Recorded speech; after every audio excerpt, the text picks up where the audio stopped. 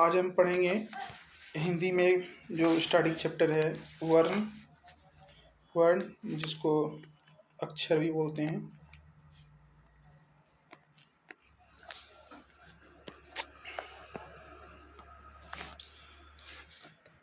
वर्ण की परिभाषा क्या है? वर्ण का परिभाषा है, वर्ण उस मूल ध्वनि को कहते हैं जिसके खंड ना हो सके, जिसके खंड ना हो सके माने कि उसको मतलब उसको आप डिवाइड नहीं कर सकते हैं।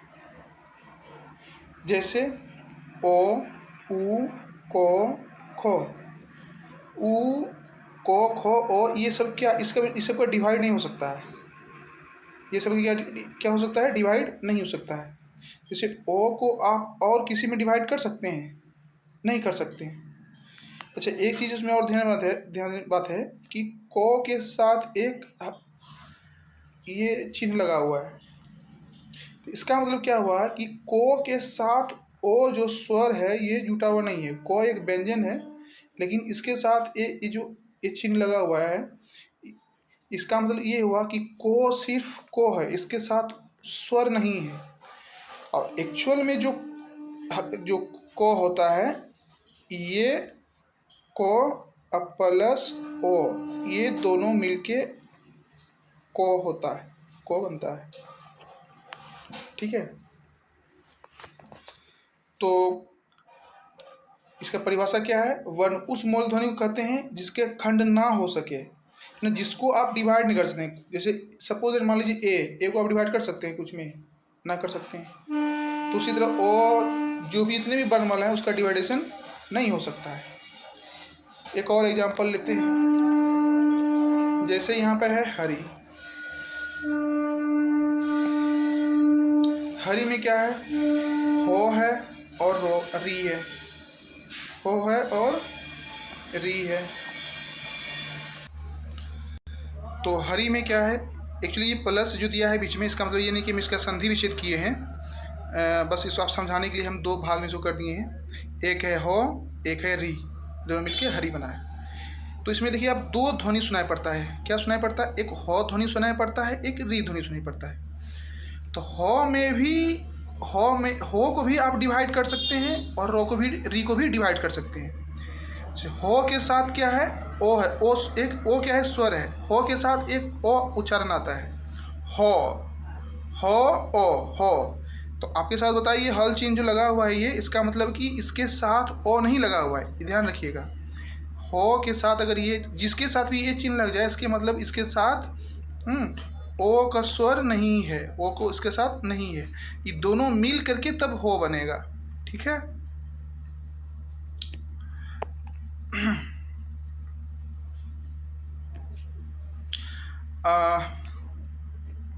तो फिर अब देखिए री में क्या है? एक रो है और उसके साथ क्या है? ई है। री, रो और ई। तो हो में भी दो दो दो दो दो उच्चारण है और री में भी दो उच्चारण है। अब इसमें आप देखिए कि आप इसमें अब डिवाइड नहीं कर सकते हैं। इन चारों खंड जो है, ये वाला, ये वाला, ये वाला, ये वाला, हो में दो खंड निकला, हो में ना हो और ओ, री में रो और ई। तो इसमें आप देखिए कि इसमें इस चारों को आप, इन चारों खंड को अब नहीं कर सकते हैं, नहीं तोड़ सकते हैं। ओ में क्या तोड़िएगा? ओ, उसमें कुछ है एक्स्ट्रा जुड़ा हुआ? कुछ नहीं है। तो इन्हीं जिसको आप एकदम बिल्कुल नहीं तोड़ सकते हैं, लास्ट में एकदम बोलिए तो एक यूनिट के रूप में, एक यूनाइट के रूप में, एक अकेले के रूप में जो रहता है, जिसको आप अलग नहीं कर सकते। जैसे कि एलिमेंट, तत्व, आप केमिस्ट्री में पढ़े होंगे, तत्व, एलिमेंट। तो तत्व एलिमेंट में क्या होता है? आप तत्व का क्या परिभाषा है? जो एक यूनिट, एक ही चीज़ से जो तत्व बना हो, जो किसी अन्य पदार्थ से मिलकर नहीं बना। उसी तरह ओ में सिर्फ एक ही उच्चारण होता है और उसमें उसका और खंड नहीं कर सकते हैं, उसको अलग नहीं कर सकते हैं। तो इसे ही क्या कहते हैं? वर्ण कहते हैं। अच्छा, वर्ण को अक्षर भी कहते हैं, ध्यान रखिएगा। वर्ण को क्या बोलते हैं? अक्षर भी हम बोलते हैं। और ये मूल ध्वनियाँ है। ये क्या है? मूल ध्वनियाँ। आपको और आगे मिलेगा मूल ध्वनियाँ में और क्या डिफरेंसेस है। ये मूल ध्वनि है। ठीक है,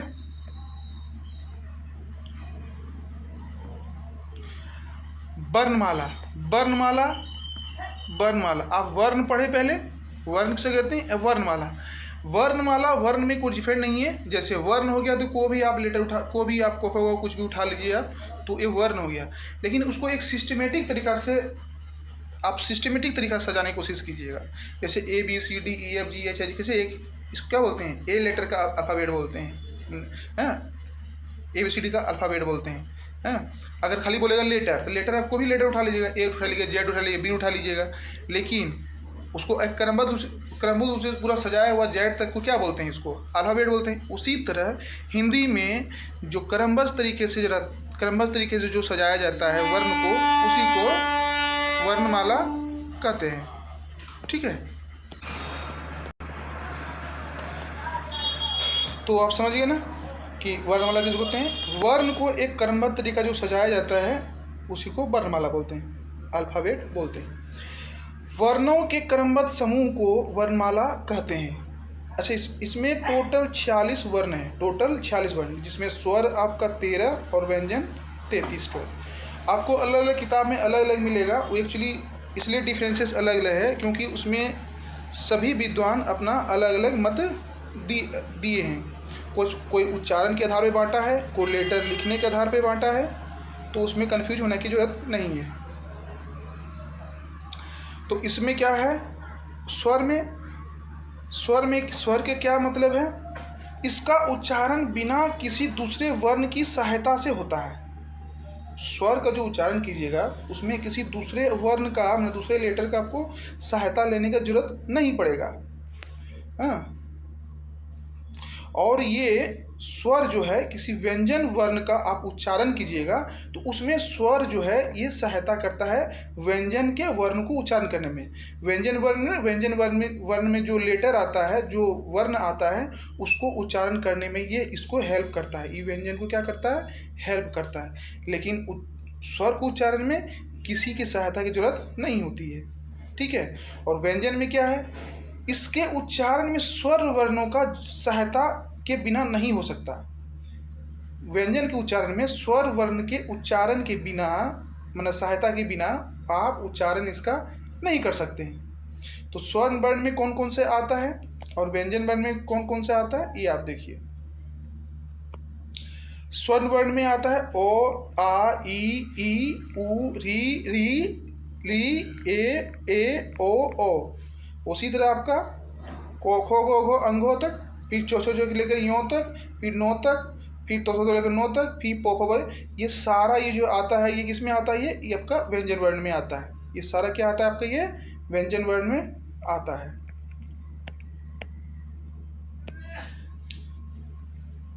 अब स्वर्ण वर्ण के भेद देखिए। स्वर्ण वर्ण में दो भेद होते हैं। स्वर्ण वर्णों का जो भेद होता है, जो उसका डिफरेंसेस होता है, दो होता है। पहला क्या है? हर्ष और दूसरा दीर्घ। हर्ष और दीर्घ। हर्ष में क्या होता है कि जिन स्वरों के उच्चारण में कम समय लगता है, जिसमें क्या लगता है? एकदम कम समय लगता है उच्चारण में, जिसके उच्चारण आप प्रोनाउंसिएशन कीजिएगा, उच्चारण कीजिएगा उसका, उसमें बहुत कम समय लगेगा। और दीर्घ स्वर में क्या है कि इसका उच्चारण में थोड़ा स्वर्ण के ही हर्ष के अपेक्षा इसमें दीर्घ में थोड़ा ज़्यादा समय लगता है, इसमें अधिक समय लगता है उच्चारण में। बस यही है। हर्ष में क्या है? कम उच्चारण समय लगता है, और दीर्घ में क्या है? उच्चारण करने में ज़्यादा समय लगता है। जैसे देखिए आप एग्जाम्पल में, हर्ष में ओ, ई, उ, री, ली, तो ये देखिए कि आप इजी गोइंग से आप बोल सकते हैं, मतलब ज़्यादा इसमें ज़्यादा आपका टाइम नहीं लग रहा है। ओ, ई, उ, री, ली, इसमें क्या लग रहा है? इसमें ज़्यादा आपको उच्चारण समय नहीं लग रहा है। और दीर्घ में देखिए क्या है? दीर्घ में आ थोड़ा टाइम लग रहा है ना, जैसे ओ, आ, ओ, आ, तो आ में देखिए क्या है कि थोड़ा समय लग रहा है। जैसे ई, ऐसे क्या बोलिएगा? ई, तो ना इसमें क्या लग रहा है? थोड़ा टाइम लग रहा है। इसमें ई बोलिएगा, इसमें क्या बोलिए? ई, थोड़ा टाइम लग रहा है इसमें। ऊ, री, तो इस तरह क्या लग रहा है? इसमें सब में आपका समय लग रहा है, तो इसी को बोलते हैं। हर्ष में क्या है? हर्ष में समय कम लगता है, और दीर्घ में क्या लगता है? समय ज़्यादा लगता है। ठीक है,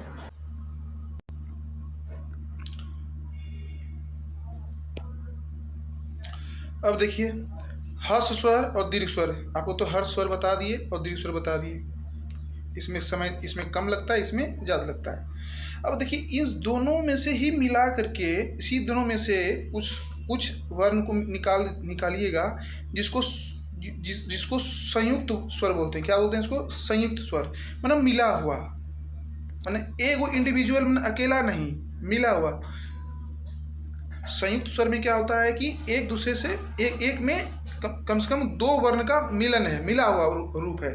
जैसे आप देखिए, ए, ओ और ई को मिलाइएगा तो ए कहलाएगा, ओ और ई को मिलाइएगा तो भी ए बनेगा, आ और ई को मिलाइएगा फिर भी ए बनेगा, और आ और ई को मिलाइएगा तो भी ए ही बनेगा।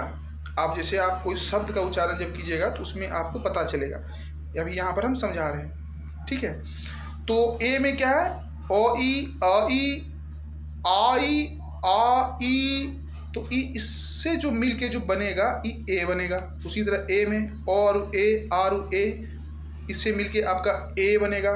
तो आपको यहाँ लग रहा है कि कैसे इसको ये होगा? आप जब शब्द को जब पढ़िएगा किताब में, बुक में, कुछ भी उच्चारण पढ़िएगा शब्द का तो पता चलेगा इसमें। और यहाँ पे आप थोड़ा सा डिफ्रेंशिएट कर सकते हैं। ए, ओ और ए, आ और ए, तो इसमें भी ओ में ओ और ऊ, आ और ऊ, आ और ऊ, ओ में भी ओ और ओ और ओ। तो ये सारा क्या है? ये इनका संयुक्त स्वर है। संयुक्त स्वर क्यों है? क्योंकि ये दो से मिलकर बना है। ये क्या मिलकर बना है? दो से मिलकर मिला है संयुक्त स्वर। और संयुक्त स्वर याद रखिए कितना है? संयुक्त स्वर टोटल कितना है? 4 है ना। और हर स्वर कितना है? 3 2 5 है। आप ही कंफ्यूज मत होइएगा, किसी बुक में आपको कम मिलेगा। क्यों मिलेगा? अपने तरीका से लिखने के आधार पे, चाहे उच्चारण के आधार पे होगा, ठीक है। जैसे किसी इसमें ली है तो आपको और बहुत सारे बुक में आपको सोचता है ये ना मिले और ये 4 ही दे दे स्वर, ठीक है। हाँ, जैसे ये ना मिले आपको 1 2 3 4 5 6 7, आपको दीर्घ वर्ग 7 ही मिले, ठीक है। ये कमलान प्रसाद के जो बुक है उन्हीं के अनुसार ये है, ठीक है। अब चलते हैं। अब देखिए, जाति के अनुसार स्वरों का भेद। जाति के अनुसार स्वरों का भेद क्या है? जाति के अनुसार से स्वर का भेद देखिए, तो इसमें होता है एक सजातीय स्वर, सजातीय या स्वर्ण। आप सजातीय बोल सकते हैं चाहे स्वर्ण बोल सकते हैं। दूसरा क्या होता है? विजातीय या अस्वर्ण। सजातीय या स्वर्ण और विजातीय अस्वर्ण। सजातीय मतलब कि समान जात के, समान कास्ट के, समान जात के, एक ही कास्ट के, है ना। और विजातीय में क्या होता है कि 2 डिफरेंट कास्ट के, है ना। आपको भी 2 डिफरेंट, एक समान कास्ट में भी बहुत सारे सब कास्ट होता है तो उसे डिवाइड कर सकते हैं। और विजातीय में क्या होता है? 2 डिफरेंट कास्ट के, है ना। तो आप तो समझ गए कास्ट का, ठीक है। जैसे कि ओ और आ, बस अंतर क्या है? आकार का अंतर है, लेकिन दोनों सेम कास्ट का, मतलब सेम जात का है, सेम जात का। इसी कारण इसको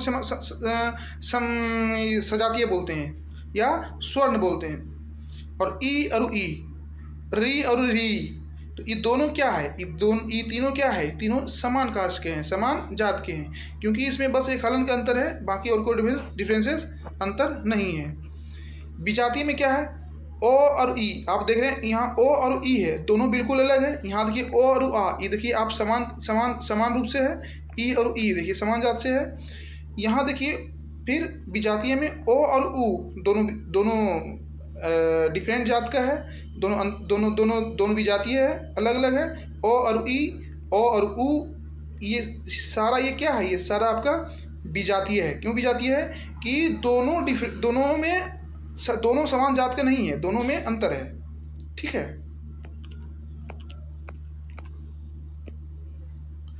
स्वरों के उच्चारण। अब देखिए स्वरों का उच्चारण देखिए कितने तरह होता है?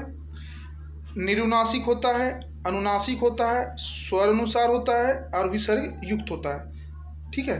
ये 4 होता है। तो पहले में क्या देखिए क्या है? अभी निर्नुनासिक में क्या होता है? निर्नुनासिक, है ना। उसके निरुनासिक में क्या होता है? अभी जैसे अभी, आधार, इच्छा आदि, है ना।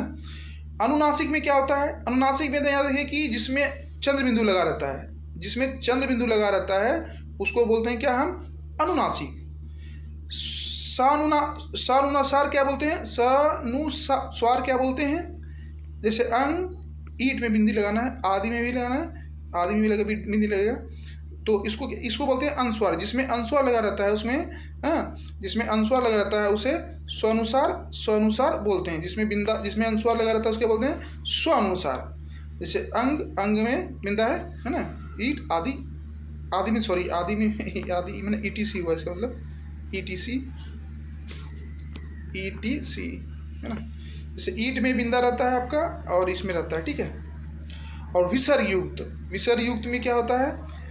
जिसमें हलंत का मात्र, जिसमें विसर्ग लगा रहता है, जिसमें विसर्ग का लगा रहता है, ठीक है। तो विसर्ग में क्या है? देखिए अंतःकरण, अंत में देखिए आपका विसर्ग लगा हुआ है। हाँ, पयपान देखिए यहाँ विसर्ग लगा हुआ है। तो जिसमें विसर्ग लगा रहता है उसको क्या बोलते हैं? विसर्ग युक्त। इस स्वरों के उच्चारण के अनुसार आपका है। अच्छा, संयुक्त वर्ण। संयुक्त वर्ण में देखिए क्या है? संयुक्त वर्ण उसको कहते हैं कि जो दो वर्णों के मिलके जो बनता है। जैसे कि अक्ष में क और ये कौन सा स्व है? ये मूर्धन स्व है ना। तो क के साथ स्व मिलता है तब अक्ष बनता है। त्र के साथ तो और र मिलता है तब त्र बनता है। तो ये संयुक्त क्या है कि ये अकेला नहीं है, ये अकेला नहीं है इस कारण से, क्योंकि ये दो वर्णों के मिलने से बनता है ये। तो जैसे क और स अक्ष, और तो और रो मिलके त्रो, और यो मिलके जो, और यो मिलके ज्यो बनता है, ठीक है। व्यंजन की श्रेणियां, अब स्वर देख लिए, अब व्यंजन देखिए ना। व्यंजन श्रेणी देखिए कि स्पर्श के आधार पे क्या होता है? स्पर्श व्यंजन के आधार पे, स्पर्श के से माने कि आप जो उच्चारण करते हैं उसका कहाँ कहाँ स्पर्श होता है। अब जो मुंह से बोलते हैं, मुंह में जो बोलते हैं तो उसका उच्चारण कहाँ कहाँ से निकलता है या कहाँ कहाँ से टच करता है, जैसे जी भी कहाँ कहाँ टच करता है उधर से। जो व्यंजन स्पर्श, जो व्यंजन कंठ, तालु, मुर्दा उसको बोलते हैं। तालु के ऊपर जो भाग होता है ना, हाँ, तालु के जो ऊपर वाला भाग होता है ये, है ना, उसी को बोलते हैं मूर्धा। उसके बाद दांत वाला जो हो गया, ओष्ठ के जो स्पर्श से बोला जाता है उन्हें स्पर्श वर्ण कहते हैं। अच्छा, इसकी संख्या कितना है? 25 है। इसकी संख्या कितना है? 25 है, ठीक है। तो इसमें कौन कौन सा है? क वर्ग है, च वर्ग है, ट वर्ग है, तो वर्ग है। अच्छा, क वर्ग मतलब क्या हुआ? क वर्ग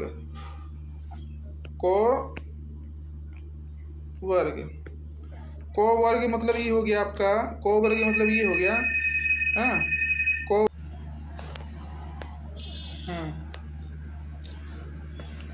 तो 25 संख्या 25 है। और ये पो फो भो वो मो तक, ठीक है। अब इसमें देखिए आप दूसरा क्या है? अंतःस्थ। अंतःस्थ में क्या होते हैं? जो अपने अंदर जो स्थित होता है, जैसे यो जो अंदर से आता है तो उसको बोलते हैं अंतःस्थ बोलते हैं। यो, रो, लो, वो, सब क्या होते हैं? अंतःस्थ कहते हैं। ये स्वर और व्यंजन के बीच का स्थान होता है। क्या होता है? स्वर और व्यंजन। स्वर तो आपको पहले बता ही दिए कि स्वर उसको बोलते हैं जिसका उच्चारण जिसको उच्चारण के लिए किसी की सहायता जरूरत नहीं पड़ती है। और व्यंजन उसको कहते हैं जिसके उच्चारण के लिए आपको किसी की सहायता की जरूरत पड़ती है। तो सहायता किसकी पड़ती है? स्वर की सहायता की जरूरत पड़ती है व्यंजन के उच्चारण के लिए। उष्म के लिए देखिए, उष्म कैटेगरी में कौन? ये क्वेश्चन पूछता है कि अंतःस्थ में कौन कौन आते हैं, कौन सा अंतःस्थ से नहीं है, कौन उष्म से नहीं, कौन सा उष्म नहीं है। तो उसमें देखिए सो, तालम सो, मूर्धन सो और दंत सो, और एक आता है हो। ये सब क्या है? चारों क्या है? ये उष्म है, इसको उष्म कहे जाते हैं। इसे बोलने से गर्म हवा महसूस होती है। इसे क्या होता है? बोलने से आपका गर्म हवा महसूस होती है, ठीक है। यह गर्म हवा निकलती है। यहाँ तक ठीक है। आगे देखिए, है ना।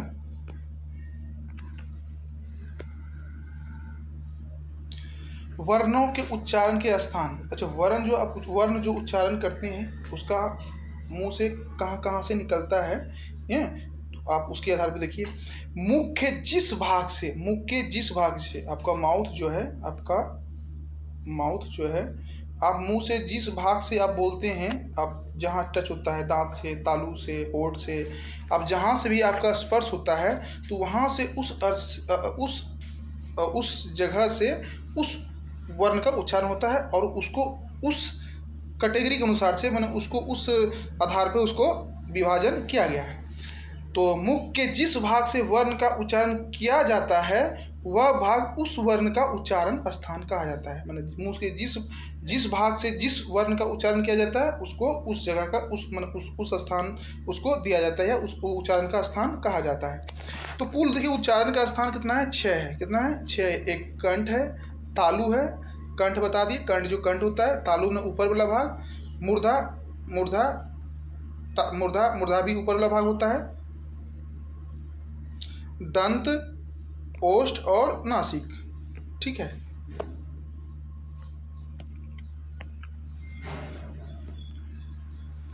उच्चारण स्थान से वर्णों के निम्नलिखित भेद हैं। उच्चारण के स्थान से वर्णों के निम्नलिखित भेद हैं। अब देखिए उच्चारण के स्थान के अनुसार उसका भेद क्या क्या है, उसका भेद जो उसका है।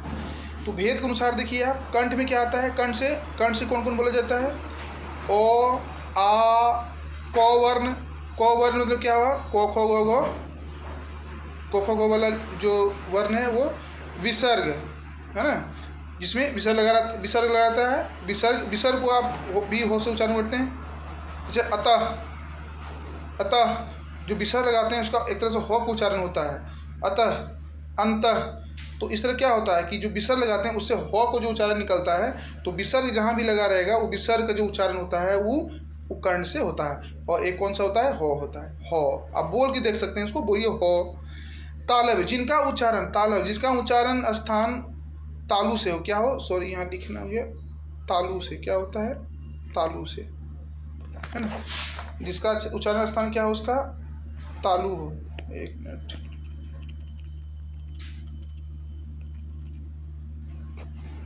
तालु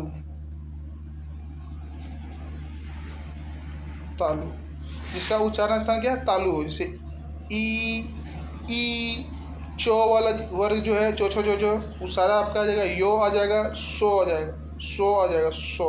तालु में जी जो ई चो छो जो झो, देखिए इसमें आपका सारा क्या आता है, इसमें सारा तालु आता है। मूर्धन में क्या आता है, री, टो वर्ग, टो ठो डो डो नो, ये सारा आता है, मूर्धन से आता है। रो और एक सो, तालम सो, मूर्धन सो, तन सो। लेकिन ये कौन है, मूर्धन सो है, क्या है, मूर्धन सो है। सो बोलते हैं ना आप लोग, तालम सो मतलब तालु से, मूर्धन सो मतलब मूर्धन से बोलते हैं, दंत सो इसको दांत से बोलते हैं। ठीक है। और आप देखिए और कौन सा फिर हो गया आपका दंत वाला वर्ग में कौन सा आ गया, तो वर्ग। अच्छा, तो वर्ग में क्या होगा, इसमें तो थो दो नो जो होता है वो वाला, मैंने उप सारा है ना, तो थो दो नो, तो इसको बोलते हैं तो वर्ग। ठीक है ना। तो वर्ग और एक लो और दंसो, आपको दंसो में बताए थे आपको, दंसो में ना जो दांत से होता है। इसको क्या बोलते हैं, मूर्धन सो, जो मूर्धन से बोला जाता है। अब तालम सो क्यों बोलते हैं, तालु है, तालु इसका से तालु से तालम सो बोलते हैं। और मूर्धन सो से बोलते हैं, इसको मूर्धन से बोलते हैं, इसका उच्चारण जो होता है मूर्धन से होता है। और दंसो जो बोलते हैं जो दांत से उच्चारण होता है। ठीक है, यहाँ तक समझ गए होंगे।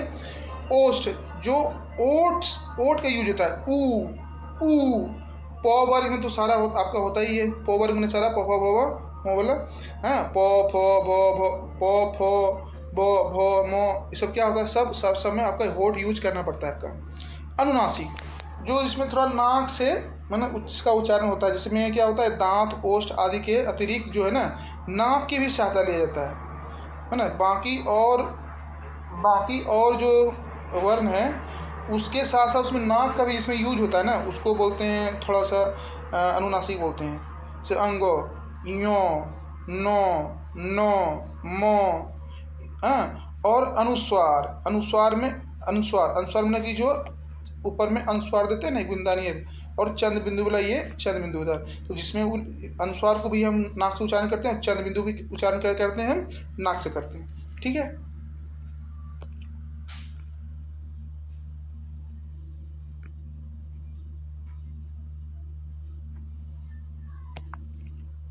कंठ, तालव्य, कंठ और तालव्य, इसमें कंठ और तालव्य दोनों का यूज होता है, उसको क्या बोलते हैं हम, उसको बोलते हैं कंठ तालव्य। ठीक है। उसमें आपका कौन कौन आ जाएगा, उसमें आ जाएगा आपका, उसमें आपका ए आ जाएगा और ए हो जाएगा। इसमें क्या होता है कि उच्चारण कंठ और तालु दोनों की सहायता से होता है। कंठों से क्या होता है, कंठ और ओष्ठ, मतलब कंठ जो और ओष्ठ का दोनों का यूज होता है, जिसमें ओ और ओ, इसमें क्या होता है, कंठ और ओष्ठ दोनों का यूज होता है। दंतोष्ठ, मतलब दांत और ओष्ठ, दांत और ओष्ठ का दोनों का यूज है, जैसे वो, मतलब कंठ से भी बोल रहे हैं और मुंह को भी, होठ को भी आप हिला रहे हैं। ठीक है। अच्छा, इसमें और एक ये फैक्टर है, अल्पप्राण और महाप्राण। अल्पप्राण क्या बोलते हैं, वर्णों के उच्चारण में हकार की ध्वनि जिसमें सुनाई नहीं पड़ती है, हकार की ध्वनि जिसमें सुनाई, एक मिनट रुकिएगा। अल्पप्राण, अल्पप्राण जिस वर्ण के उच्चारण में हकार की ध्वनि नहीं सुनाई पड़ती है, हकार की हकार की ध्वनि नहीं सुनाई पड़ती है, उसको अल्पप्राण बोलते हैं। और महाप्राण किसको बोलते हैं, जिसमें हकार की ध्वनि आपको सुनाई पड़ती है, हकार की ध्वनि सुनाई पड़ती है। जैसे प्रत्येक वर्ग का प्रथम और प्रत्येक वर्ग का प्रथम, तृतीय और पंचम वर्ण, और यो, रो, लो और वो, ये चारों, और प्रत्येक वर्ग का प्रथम, तृतीय और पंचम। ये प्रथम, तृतीय और पंचम वर्ग क्या हो गया, जैसे आप लिखिए,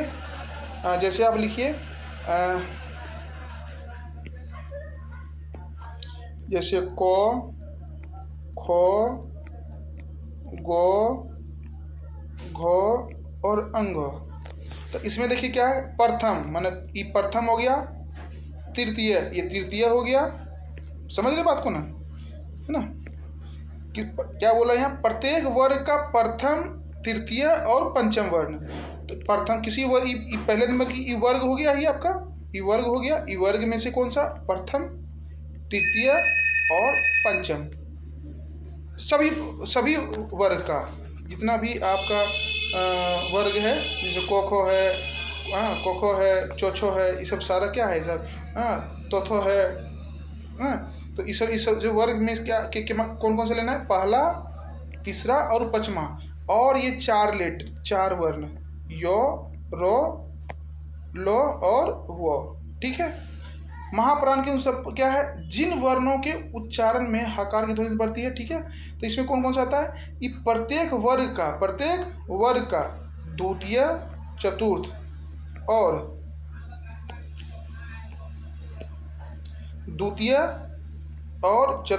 और सो, तालम सो, मूर्धन सो, दन सो और हो, ये 4 लेटर, और प्रत्येक वर्ग का द्वितीय और चतुर्थ समझ गए होंगे आप।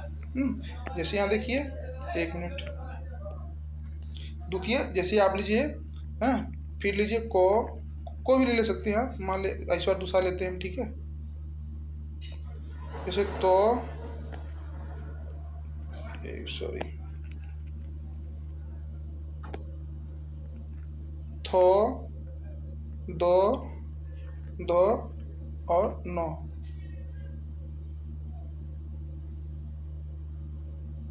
इसमें वो नो होता है ना, सॉरी,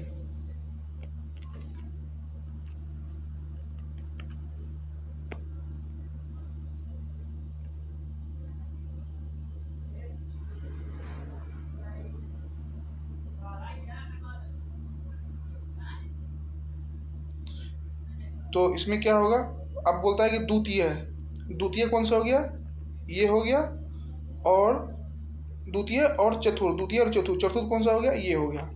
ठीक है। ये दोनों मतलब सभी वर्ग का द्वितीय और चतुर्थ, और तालमसो, मूर्धन्सो, दंसो और हो।